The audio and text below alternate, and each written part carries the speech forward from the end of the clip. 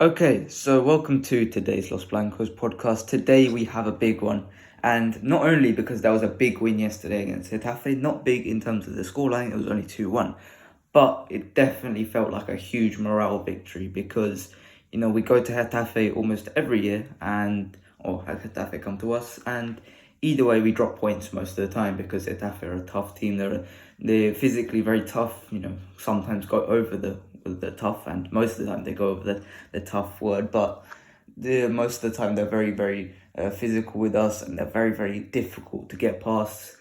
And it felt like this game, it felt like it was just gonna slowly edge out to a 1-1 draw, and Getafe were gonna do it off the back of a brilliant David Soria performance. But it definitely felt like a huge win. 2-1. We're going to talk about all the main talking points. Our star signing was Unveiled at the Bernabeu, and Jude Bellingham scored a goal as well. I'm joking. It was a fantastic performance. Like I said, Joselu scored, Bellingham scored, and there was some good points, good bad points as well. So yeah, let's discuss it. So what are your thoughts on the whole game as a whole, basically? Yeah, looking back at the game, I believe that we deserved to win. Of course, I think we had a lot of possession in that game. I think it's over 65%, I believe, and I think that we had a lot of shots, even though some of them were just wild shots that that were missed, were sky high up in the air. Even though we had a lot of shots that were off target, we still had most of the ball. We still had the better of the chances. I think Kepa only had one save to make in that game, which is a bit disappointing for his save percentage, because maybe I'd have liked him to maybe have a bit more saves because you don't want him having bad stats. But other than that, I think we dominated the game. We did well. We had the better chances, like I said. And of course, most of the players had a good game, or most of the players had something positive to walk away about the game. And of course, it's a game, even though it's not the way you want the game to go because you want to score more goals and you want to win big. It's a game that the fans and players would remember, especially Bellingham with the winner. Yeah. So let's talk about some of the goals then. Let's start with Getafe's goal. And it came off the back of a Fran Garcia mistake. He tried to nod it back to Alaba, and I think it was both of their faults, to be totally honest. Fran Garcia should have been an easy pass to make. It wasn't like a difficult one. It was a simple nod back, and then Alaba should have been more alert, should be more on his toes for that pass to come back to him, but he wasn't, and it just went over his foot, just missed it. And Borja Mayoral, props to him, he was ready, he was on his toes, he made the run quickly, and then it was a lovely finish from him. He rounded Kepa, which Kepa couldn't really do much there. He rounded Kepa and just put it in the back of the net. So it was an unfortunate mistake because all parties involved weren't ready for it. But I think stuff like that, it has to be cut out of the game. I think Fran Garcia, you can get away with it once again because we won the game eventually, but he has to make sure it stops because those kind of mistakes, that can cost us because we ain't going to be high scoring this season. This isn't going to be a situation where we're going to score 4 or 5 every game. We have to stop every stupid mistake. We have to make sure that we don't concede because that's going to be game deciding at the end of the day. So Fran Garcia, it was an unfortunate mistake, but he has to cut it out. So what are your thoughts on their goal?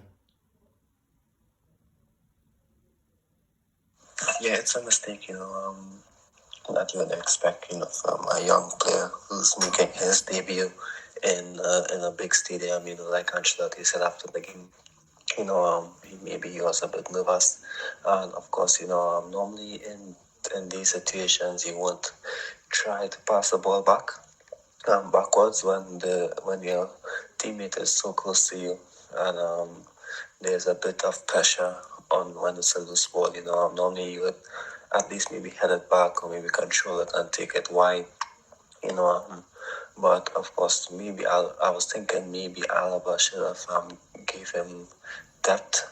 Alaba or the guy, maybe one of them should give him an option and jump a bit deeper. I'm not too sure if that would have helped, or maybe should have controlled it and pass it back to Kepa and then let Kepa start over the play. However, it's a mistake that happened in the moment, and it's difficult, to say he should have done this, he should have done that.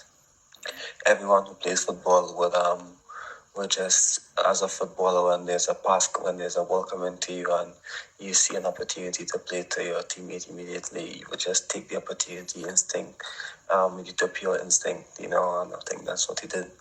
It's difficult now to pin it on him fully. Yes, it was a mistake that led to a goal, but he's a young player who has been doing well this season. And of course, many people would say if it was Mendy, then the internet would have a meltdown, the fans would have a meltdown. I think that's because, it's everyone knows as a young player, you'd expect a young player to make mistakes. In Garcia, yeah, he's been doing well. He had two chances, that he carved out for us, one for Modric and one for Joselu.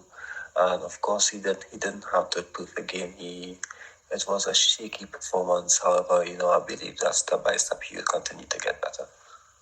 Yeah, 100%. And, going forward, he was promising as well. It was good crosses he put in, whether that one to Modric and then that one to Joselu.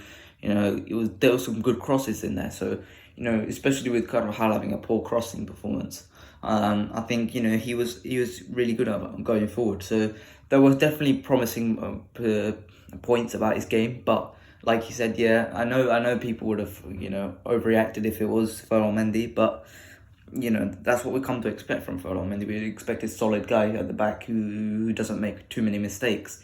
So, I think Fran Garcia, at the end of the day, he's a new signing. We have to give him some time. There isn't patience anymore in today in football. So we just have to give him some time. Be braced for these mistakes because they're gonna happen. And I think just give him some time. He will come good. And I think he's a really good player, and you saw that going forward. So the odd mistake, he has to cut off his game, but we've got to give him that leeway at the start. So we created a lot of chances. Now, I want to talk about Joselu because I don't think I see enough praise for this guy coming from, the Madrid fan base. Especially on Twitter, I don't see anything. I don't see anything from on Joselu, and I think that's kind of wrong because I think this guy could actually be the solution to our problems in terms of beating these low block teams in La Liga. I think he could be the solution, seriously, because when we're talking about a guy, when we're talking about Vinicius and Rodrygo coming up against these teams, as much as they are technically superior to Joselu, we know this already, they're technically superior to any defender that these teams have. Physically, they just can't compete because Vinicius and Rodrygo, they'll just get pushed off the ball, they'll just get tackled, fouled, all of this stuff. They will just get fouled. When we got Joselu up front, we can just put him up front and he will automatically absorb a lot of the challenges that the opposition have against us, and I think that's huge. That is really big for us to have that type of player, and he showed a bit of clinicality, in our first goal. With him, just with it propping up right in front of him, and he just, places it nicely past David Soria. And I think, he did miss some chances, but I think those were more of David Soria saving those chances rather than him missing, because, there was some exceptional saves that Soria made that I don't think Joselu could have particularly done any better with. So I think, in terms of going forward, I think, he could have scored some more, but I think that was more down to that. Sorry, on another day, he would have scored maybe 2, maybe 3. So I think, in terms of physically, I think he was really good, and I think that's the reason we got as many chances as we did. Normally, we wouldn't get this many high-quality chances against Getafe, and I think that a lot of it has to do with Joselu coming on or starting this match and really absorbing a lot of the tackles, the challenges that the physical Getafe defenders have. So I'd like to hear your thoughts on Joselu's performance. Yeah, the main thing I believe is when he's in the box, just dragging defenders away, throwing attention away from other players. Of course, he's not going to give you Benzema numbers or numbers of Kane or Lewandowski or Mbappe, Haaland, even Evan Ferguson, the new striker everyone likes now. Of course, he's not going to, give you that amount of goals and give you that amount of starlight and stardom in the game. However, his presence in the box, his ability to get shots off now, he's a confident player now. He is making good movement into the box. Of course, he's not going to jump deep like Benzema, but when he's in the box, we know that maybe we can have a chance. He's fighting hard, he's working hard. That's important, he won the corner. If you look back, he won the corner against Celta Vigo. Then from that corner, he flicked it on to Bellingham. This game, he had a good bit of shots, which is important for a striker. Of course, as a striker, you would miss some, but you would score some. But the important thing is getting into these spaces and get these opportunities due to smart and intelligent movement. I'm really happy for him. He's going to be a penalty taker this season, as Ancelotti confirmed. And I believe that's something important. And I believe that, it's the best choice because I saw some of the penalties he hit last season for Espanyol, which were all scored. I believe all scored, and I believe that he did score one in the Nations League final penalty shootout. So I believe that, it's honestly a good opportunity for us, to have that kind of play in the box, Of course, I'm looking forward to seeing him start a bit more games. Before the game, I was thinking maybe DR should be the one starting. But, after seeing how he played today, I think it's important that he starts some games. It's his first start of the season. We missed a striker. And finally, we have a striker who's starting. I'm not saying that he's a solution for this season and next season. Ideally, we would like to have another 9, but he should definitely be playing more games. The only issue, I would say, but the only thing, of course, I posted about it before he signed, and I said that the signing of Joselu would mean the end to Alvaro Rodriguez in the first team. Because, of course, Ancelotti liked him because he would constantly say that we weren't good against low blocks because we don't have a tall line, to win these headers or to win these loose balls. And for a time last season, that player would have been Rodriguez. However, Joselu would be the player to do that. So technically, we have a player with that skill set in the first team, which means that Rodriguez won't really be needed, which is a bit disappointing if I'm being honest. It's a bit disappointing. But it's football, and hopefully Rodriguez can definitely find a way back into the first team because it seems like Gonzalo Garcia and Nico Paz have overtaken him in Ancelotti's eyes. Yeah, I think my view on that has changed actually, on Alvaro Rodriguez, mostly because of the emergence of Gonzalo Garcia. I said that I think he's come up at the right time because next season Carlo Ancelotti's not going to be here. It's going to be most likely, hopefully, Xabi Alonso, who, by the way, on another note, he's doing really well for Bayer Leverkusen. 3 wins out of 3 and they're scoring loads of goals. So, they've been really, really good by Leverkusen, and they've played some difficult opposition. But back to Real Madrid, there's only one season left that you have to endure being in Castilla. I think he will give Alvaro Rodriguez a go. I think he will give Gonzalo Garcia a go. I think he'll give Nico Paz a go. And I think that's completely fine. I think one season of, just spotting Joselu, being ready to come in, I think it's fine. I think it's totally fine because I know Xabi Alonso is probably going to give him the go next season. And I think for me, if he's not going to get the opportunity next year, then loan him out. But I think another season of Castilla, he's not exactly experienced with Castilla either, is it? Like, he played last season, but that's it. And I think at the end of the day, I think that's the same with Nico Paz and that's the same with Gonzalo Garcia. I think these guys haven't played at all with Castilla, basically.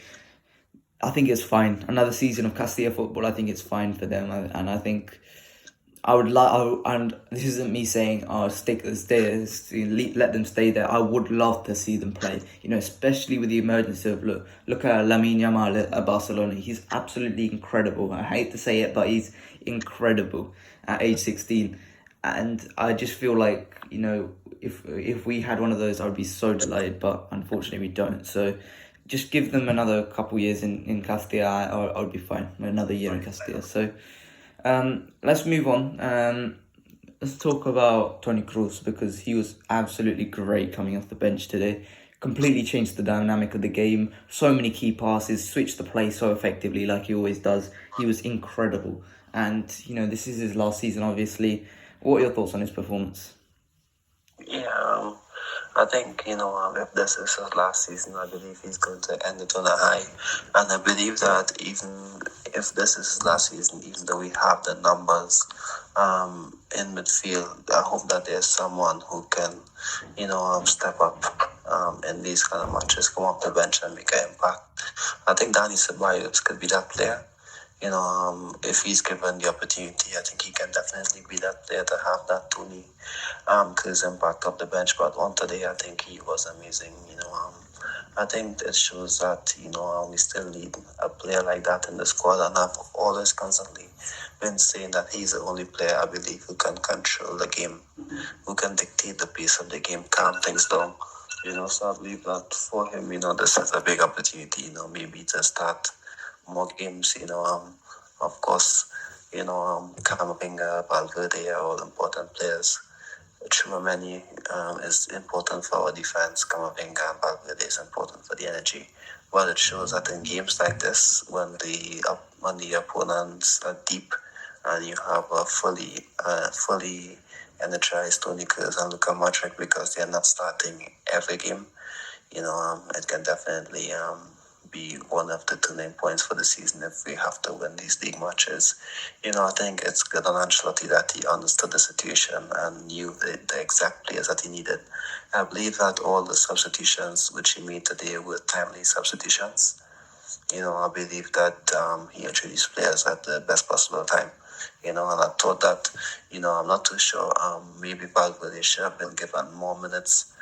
But I saw he had a band-aid on his hand. I'm not too sure if that's why he didn't start the game.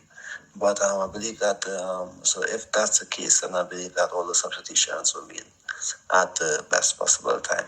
Because you have to allow your starting 11 to try. And if they're not doing well, then you make the substitutions. So I think the Tony situation, he played with Alaba. They have a good connection as well from left back, and he played with Modric, for a good 30 minutes, I believe, and he also played with Rodrygo. They also have a good connection. I think him, having Chouameni next to him was important in my opinion. And getting the best out of him and dictating the pace. He had 2 shots. Let me get some stats because I just posted some stats on Tony and his performance, but he did have 7 key passes, 7 out of 9 long balls completed, 86 touches, I believe, in 45 minutes, and 67 passes, 9 passes into the final third, 94% pass completion, and 2 duels and two balls won, I believe. And that's just in 45 minutes. It shows that even in 2023, a lot of our games still goes through him, which is a compliment for one of the best midfielders to ever play the game. Yeah, he was incredible and completely changed the game for us. Let's do Rodrygo because I think a lot of people, there was a lot of negativity after this game. And I think this game prompted probably an emergence of a trait that Rodrygo has, and now we can definitively say that he probably does have this trait, which is probably a streak. He is a streaky scorer. He's very good at when he's scoring. He's scoring like a lot of goals. It's all raining down for him. But when he's not, it just looks like nothing he will do goes in, and I think right now we're in that patch where nothing he will do goes in, and I think it's a bit of a shame, but I think just give him some time and it would just eventually go in. He can score the goals. Like, it wasn't down to his performance that he didn't score today. It just felt like nothing would go in for him. That shot at the end was perfectly saying it. The shot where he just absolutely levers it with his left foot and it just hits the crossbar and comes crashing back out. It just felt like nothing he could do was gonna result in him scoring. And I just think just give him some more time, give him some space, and I think he'll be fine. Give him maybe 2 or 3 games more, and he'll go back to his clinical self. And I think that's perfectly fine. If we can win games without these guys being on their best form, then that's completely fine. But I think he was all right in terms of his performance. Not exceptional, I would say that he wasn't exceptional in terms of his performance, but I do think he does need to step up in terms of his performance while Vinicius is absent, because he is the star player. Well, apart from one man, which we'll get onto later. But he wasn't exceptional in this game, and I think he needs to step up a little bit in terms of performance. But I trust him with his goals to come back into form and score those goals. So, what are your thoughts on Rodrygo? Yeah, of course, it's because we need them now to score more goals with Benzema gone and with Vinicius injured. And of course, we need them to be like the leader in attack, because we always see this Bellingham scoring up, but it's not going to hold up. Even though we wanted to, it's not going to hold up for the entire season. Of course, he's going to keep scoring goals, but there will be a time when the scoring dries up and there is a dry patch for him, and we have to understand that he's a midfielder. And for now, I think it's okay because Bellingham is scoring and Joselu is starting to hit form and get more chances. So I think for now it's okay, and especially if we had Vinicius, it would have been okay. But the honest truth about the situation is that we do need him. We do need him soon to start scoring, and that would be important for us. He is our main attacker at the moment. If I'm excluding Bellingham, he is our main attacker at this time, and we need him to be at his best, and we need him to start hitting form, the form that saw him had those patches of form at the end of 21, 22, and I think in midway through last season against Chelsea and Atletico Madrid, and he just kept scoring goals. So I think part of it is that we need him, but at the same time, we're getting away with it simultaneously. So hopefully he can start scoring more goals, and he can start scoring goals, like important goals, like when we need them 100%. Yeah, before we move on to the main story of this game, like he is the main story of all games so far this season for Real Madrid, but I just want to give a few shout-outs. Shout-out Tchouaméni, really nice performance once again. First 5 games he started, he's been excellent in all 5. Another just classy performance from Tchouaméni, and it's been great so far, and I'm so glad that Ancelotti's finally decided that Tchouaméni is that guy. He's going to start every single game going into the international break. As well, let's talk about I think we took it for granted how good Courtois was, because normally we would just say shout out Courtois, another great performance, another amount of saves at the end of the podcast. But I want to hear your thoughts about Kepa. Only had one big save to make off of Alenia, but I thought he was quite all right. I think that's all we need from Kepa at the end of the day. Just be a solid keeper. Don't make mistakes, and I think that's all we can ask for from Kepa. So I thought Kepa was pretty good as well.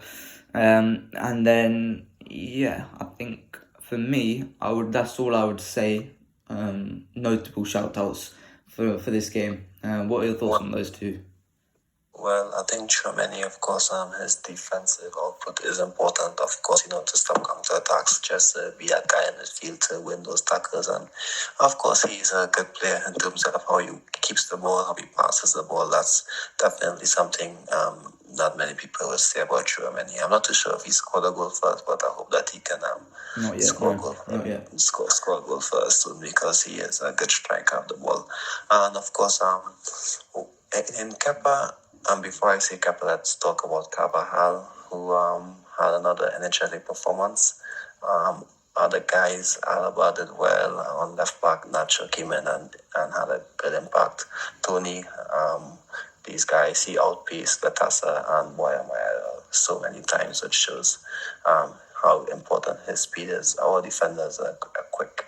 That's one thing. Yeah, Even shout out to Nacho. Latasa, by the way. It's nice seeing him play. Yeah, of course.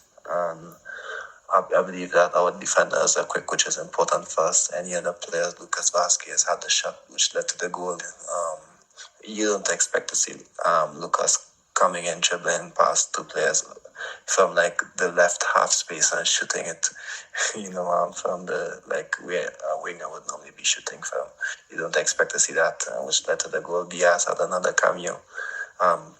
He got 20 minutes, over 20 minutes, say, the additional time, which is important for his contribution. Who else came on? I think that's it. We spoke on everyone Lucas else. Vasquez. Yeah, he had the shot that led to the goal. Yeah.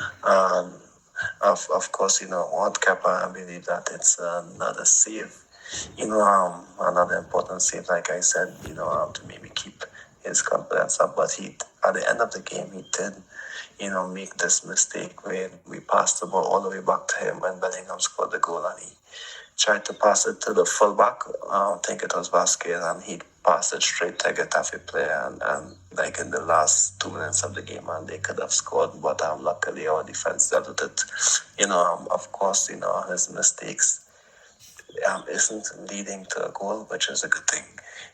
Because of course he would have been criticized for it. So in this settling period, it's good for him that there were no mistakes. And hopefully he goes away and does well on international team, and hopefully he does well. Hopefully all our players come back healthy, including Carvajal, I believe. And let me just say this now: after the international matches in Spain, I believe that Nacho should start the first game immediately back as fullback, so to allow Carvajal to not be tired, because he's not tired. That's why I believe he's giving these good performances. So that's good. Yeah, before we go on to Jude, there's one last thing I want to talk about, and I don't like to do it. Yeah, but let's talk about the refereeing decisions. Start with the penalty. I think it was quite a kind of stonewall penalty. I don't understand how you can't give it. Jude Bellingham gets to that ball up if he isn't tripped up. He's quite clearly tripped up, and I just don't understand how you can't give that as a penalty. But luckily it didn't affect a victory at the end of the game, which we can only be glad about. But it's just another dodgy refereeing performance. Then the Camavinga tackle thing, it's funny because he clearly gets the ball. I just don't understand. Yeah, it just seems like it's impossible that Camavinga gets the ball from that position, but oh well. I don't understand how you can get that as a foul. And then, I just think he didn't have control of Getafe. Getafe obviously are going to, we come to expect this from them. You can't expect them to go ahead and play brilliant football. We know that Getafe are going to come in there, be aggressive, over-aggressive, some may say as well, and just try and bully the other team. The referee has to have more control. He didn't have more control, and it was just a poor performance from the referee, I thought, in this game. Hopefully, luckily it didn't affect the game, but it was a bit annoying seeing the referee's performance in this game. So, what are your thoughts on the refereeing performance? Yeah, it could have costed us a win. Luckily, it didn't. Like you said, of course, these penalty shouts, and some of them wasn't even looked at, which is a bit disappointing.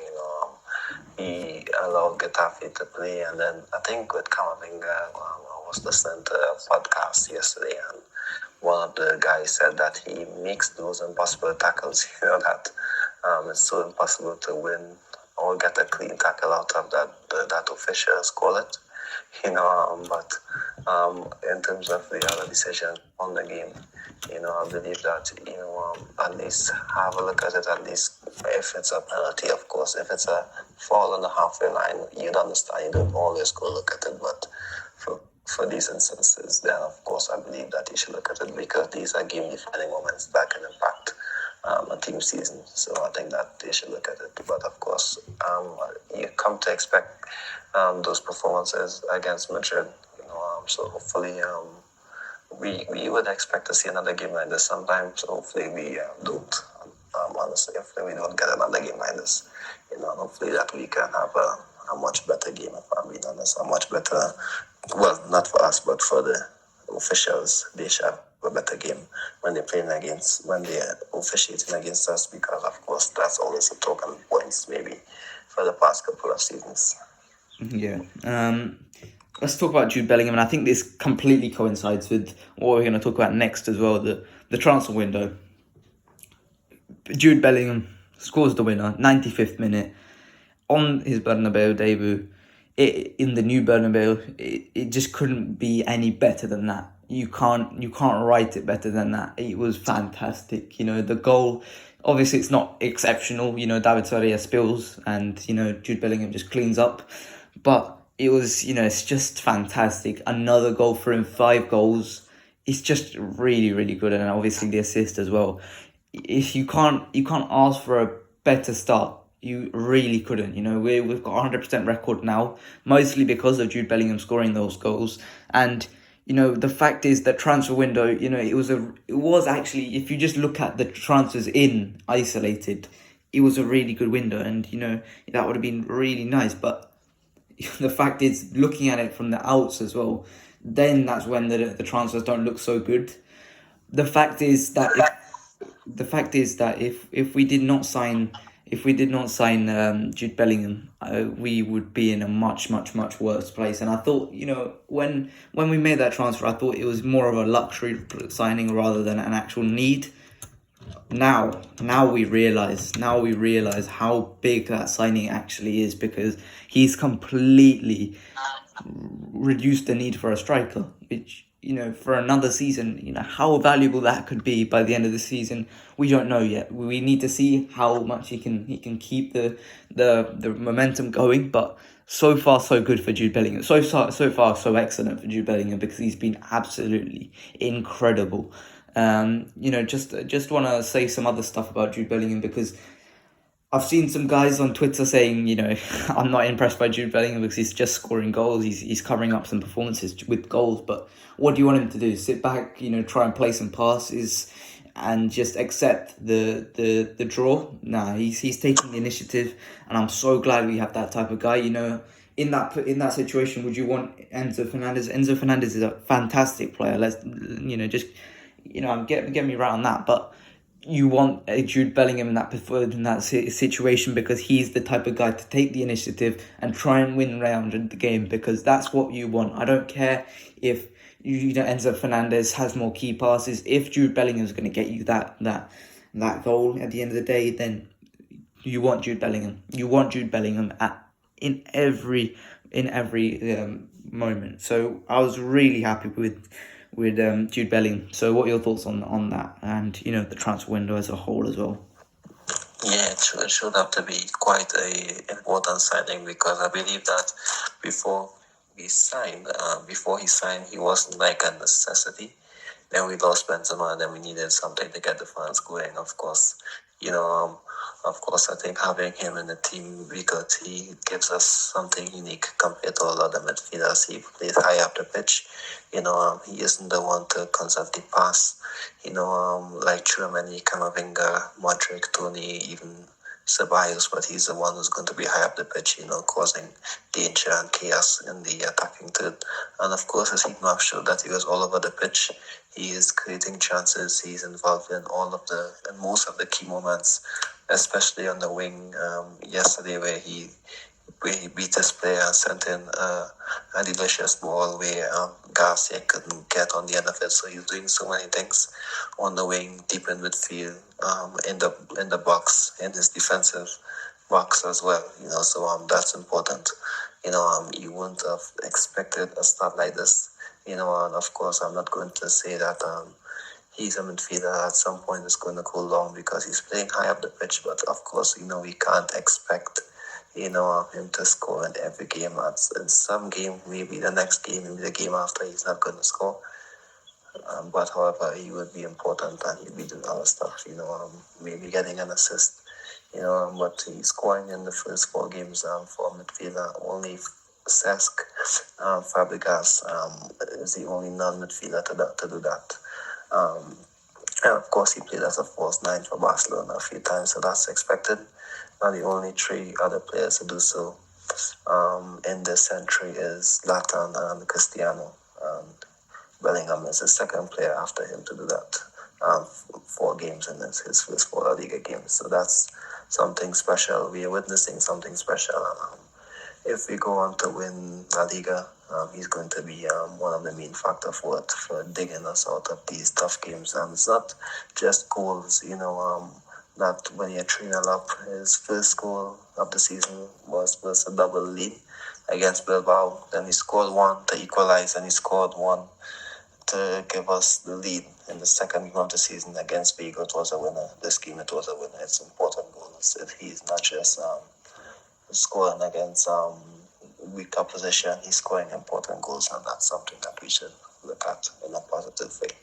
Yeah, and for him to step up, he's 19. He's 19, and he's showing these instincts, in front of goal to be in the right position at the right time. That's a striker instinct, and if you drop him back deep, he'll play the impressive passes. He will do all of that. But what we need right now is what Jude Bellingham is giving, and I think that is his best trait. Because watch, in the next international break, when he's going to be playing for England, he's going to be playing a lot deeper in a 2, which is going to require him a lot more physically, a lot more demanding. Watch him play exceptional passes. Watch him be an absolute dictator of tempo. He's going to be absolutely incredible alongside Declan Rice in the midfield, rather than in that advanced 10 role. He's going to be that type of guy, and I think we can expect a lot more from him in a deep flying role as well. So it's just a blessing to have this guy. It's an absolute blessing, and I don't think a lot of Real Madrid fans realised, I don't think a lot of La Liga fans realised how impressive he would be in these first few games. And he's been absolutely incredible. He needs to keep it up 100%. He needs to keep it up for us to have a shot of winning La Liga. But so far, so good for Jude Bellingham. So let's talk about the UCL draw, because that was drawn on Thursday or Friday. I'm not sure, but I can't remember when it was. I think it was Thursday. I would like to say it was on Thursday. And I'm quite happy. Mostly because it's new teams. We finally get some new teams to talk about, because over the last few years, we've been getting Shakhtar in the group stage, Inter Milan in the group stage, and then going into the knockout stages, Man City, Liverpool, Chelsea, PSG. So I'm so glad we get some new teams to finally talk about. And it's the first time we play Napoli since 2017, and before that, I don't remember the last time we played Napoli. So it's an exciting team. Napoli are an exciting team. We get to see Kvara play against Real Madrid. Whether he absolutely cooks Carvajal, that's a story for another day. But that's an exciting matchup against Napoli, and obviously we get to see Osimhen up against our defense. So that could be an absolute bloodbath if them two play really well. So I'm quite scared about that. But in terms of, we could have got Man City, we could have got Bayern. But in terms of what we could have got, I'm quite happy with this, to be totally honest. It's a good challenge. Don't get me wrong. Napoli are a very good team, and if they're on form, they're gonna absolutely cook us in the defensive phase. But we can definitely beat Napoli. I know we can, and Napoli can definitely beat us. It's a good challenge to get Napoli. And then we've got 2 unknowns ultimately in terms of the third and fourth. Braga, in terms of Portuguese teams, you expect to be Porto and Benfica and maybe Sporting some seasons as well. But this is the first time in a long time. I can't remember the last time Braga were in the Champions League. I think it's an unknown team. You don't know exactly what to expect from Braga. Their best player is Ricardo Horta, who plays for Portugal. Not exactly a starter for Portugal, but he is involved in the squad. He's a good goal-scoring winger for them. It is an unknown squad. We don't know enough about Braga. I don't know enough about Braga. There's not enough talent in Braga for me to be, young talent in Braga for me to be looking around and seeing how they're doing. But clearly they're quite good if they're beating Sporting to Champions League spots. So I think, we can't be underestimating Braga because, I remember us underestimating Sheriff Tiraspol a couple seasons ago and see where that landed us a couple seasons ago. And then Union Berlin, don't underestimate Union Berlin because that's what they've been doing. That's what a lot of Bundesliga teams have been doing in the last few years. They are a really, really good team. And, they are finishing top four in Germany. They are really, really good. And, this is a fantastic story for them. First Champions League appearance playing against Real Madrid. Only 3 or 4 years ago they were in the second Bundesliga. They were facing like stadium getting taken off of them. They're facing debts, huge debts, and suddenly they're in the Champions League. It's a fantastic story. They're a workman type team. We need to be careful of them as well because they can definitely cause us problems. So you've got 3 teams who, we would expect to get past, but 3 teams who can definitely cause us problems in the Champions League draw. So what are your thoughts on the Champions League draw? Yeah, of course, it's I must admit, for the first time, we didn't get Shakhtar Donetsk in a while. It seems like we've been playing them a lot of times. We played Inter Milan a lot of times. Barcelona get that luxury of playing Shakhtar. Well, at least I think that when you're in the Champions League, you'd want a team that maybe you haven't played. So it just for the Champions League, you don't want to have it like a common feeling. You just want to feel like a new setting. Watch new players. Against your team. Play in a new stadium. Maybe of course get better pictures. Of course, it's just like the feeling of the Champions League is better when it's a team you haven't played in a while. Like for example, if we go out in the knockout stage and we play PSG and City and Chelsea and Liverpool, of course, we are playing them all of the time, for the last 4 years. So, of course, maybe you want to play Bayern Munich again in the knockout stages. You want to play against AC Milan or finally we get to play against Napoli since the 16-17 season. So that's something we should look forward to. We haven't played against Napoli in a while. I don't think we have played against the other 2 opposition. Bonucci just signed for Union Berlin. He's going to make them a bit better in possession as well. So they're not a team, that we should take lightly. Like you said, they've been doing well in Germany. And of course, Napoli, like you said, one of the best teams in the world. They lost their coach as well. And still, I think they won't be as good. So the individual talent's still there. The individual talent is still there. But I believe that our defense and our young squad will be able to handle it. If I'm being honest, and I believe that we could at least get 4 points out of the games against Napoli. Yeah, I think so as well. I think Napoli are going to be a huge challenge, but we'll talk about them when it comes to it.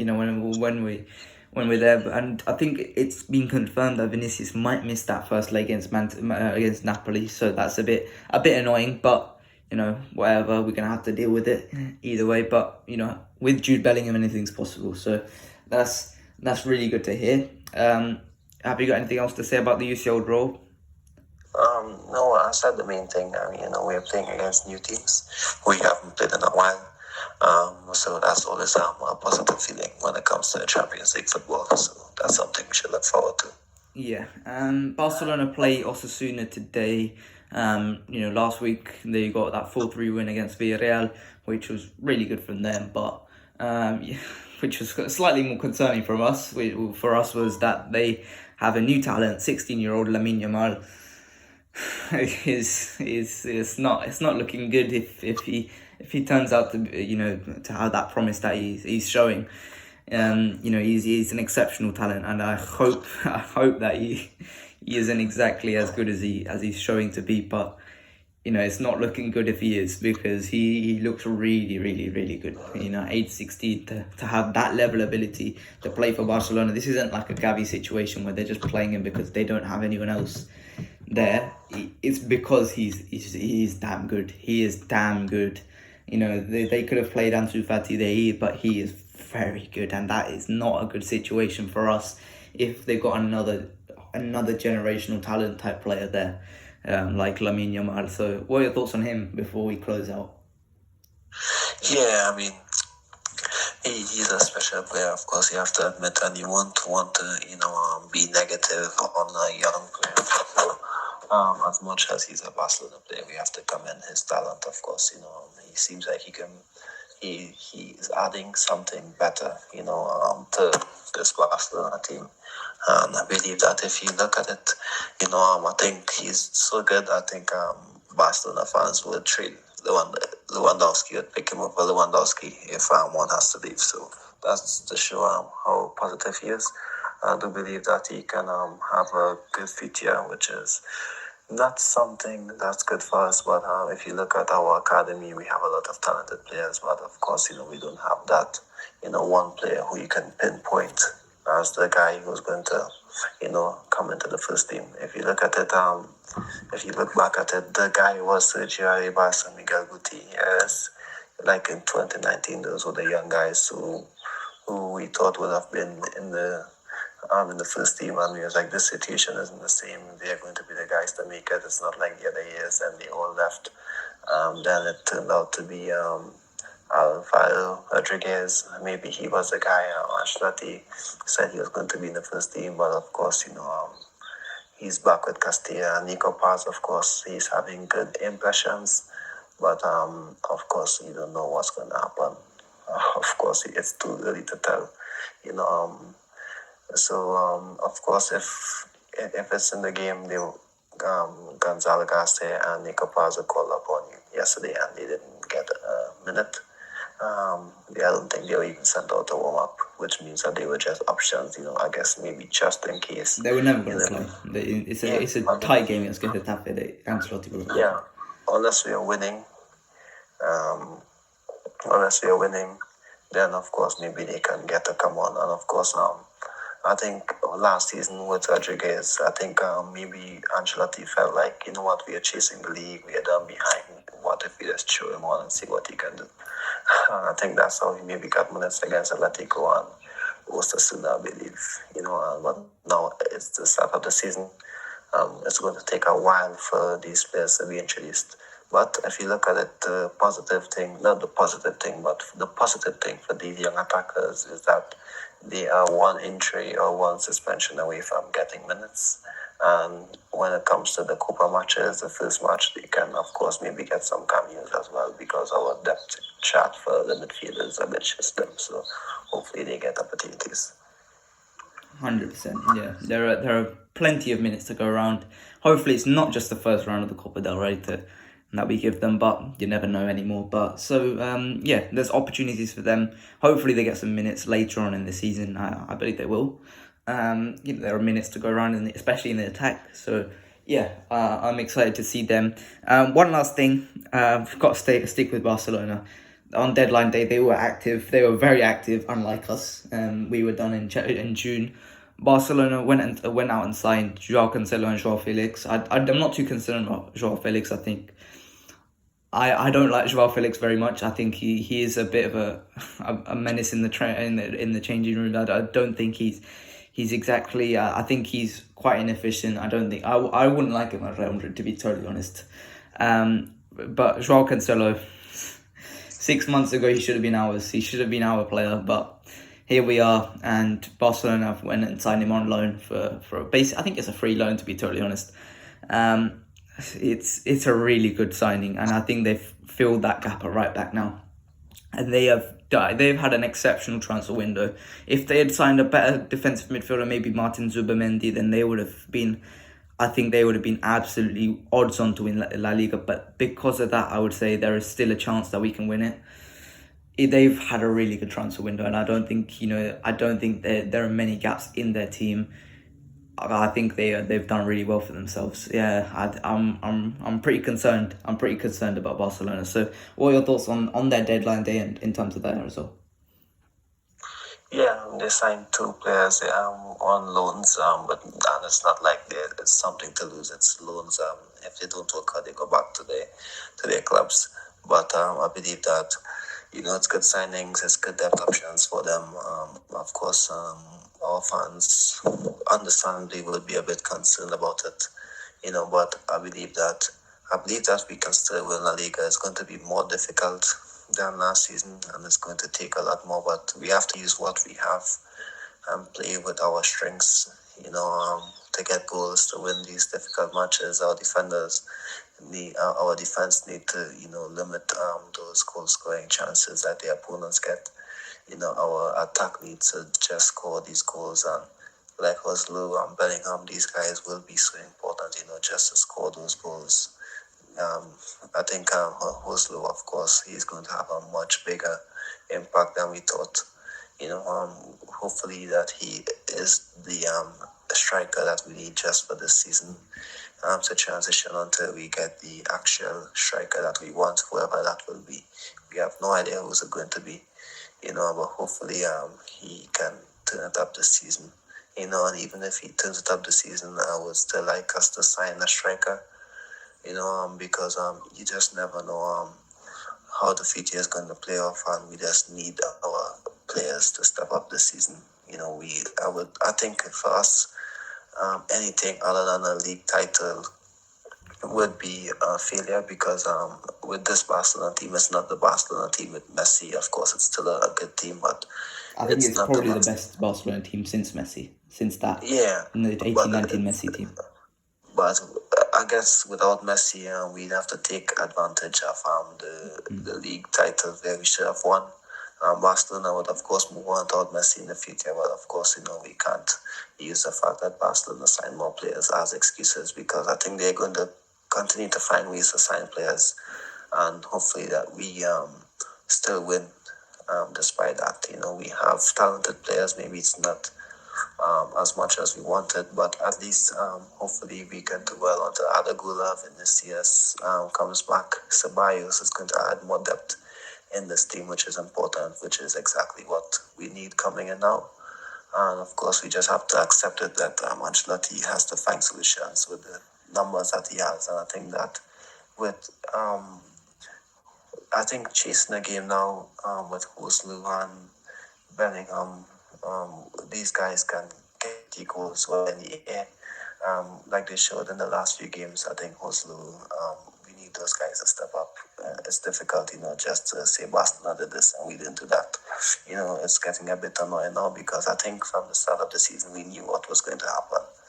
We had a bit of hope for Mbappe, but that faded away after 1 week when we knew exactly how things were going to play out. So let's see what happens, and hopefully next season we sign number 9, but hopefully this season the options we have can be our number 9s. Yeah. That concludes today's Los Blancos podcast. Obviously, there's a new design on terms of the podcast. So what you're seeing on the screen right now, there is a new cover. So just let me know what you think of that in the comments below. But that is it for today. I hope you guys enjoyed today's Los Blancos podcast, and I'll see you guys later. Bye bye.